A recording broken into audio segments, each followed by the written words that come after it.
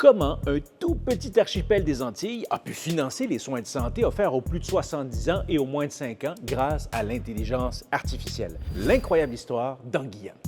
Situé en plein cœur de la mer des Caraïbes, Anguilla, c'est un petit territoire britannique d'outre-mer qui regroupe plusieurs îlots et une île principale dont la superficie équivaut au quart de l'île de Montréal. Population? Environ 15 000 habitants. Vers la fin des années 80, alors que l'Internet prend tranquillement naissance, Anguilla se fait attribuer le suffixe .ai. Jusque-là, rien à signaler. Mais près de 40 ans plus tard, ces trois petits caractères-là, a priori anodins, se sont transformés en source de revenus colossaux. En 2023, ChatGPT fait son entrée en scène. Et là, ça change tout. Le boom de l'intelligence artificielle prend son envol.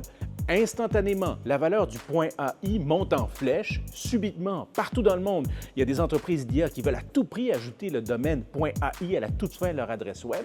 Mais pour ça, elles doivent obligatoirement verser un tarif standard au gouvernement d'Anguilla. Aujourd'hui, ce qui arrive, c'est que les sommes engrangées grâce au .ai se hissent parmi les plus importantes sources de revenus d'Anguilla.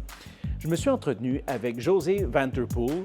Il est le ministre qui doit gérer justement cette manne financière. Since the advent of ChatGPT and the burst in popularity in artificial intelligence and AI, we saw that even though it brought in 751,000 over the course of the entire year in 2016, it was bringing in 3 times that every week. Every week. Et pour l'année en cours, le ministre Vanterpool prévoit que 46 des recettes publiques du gouvernement d'Anguilla proviendront du .ai. Et où va tout cet argent, toute cette manne?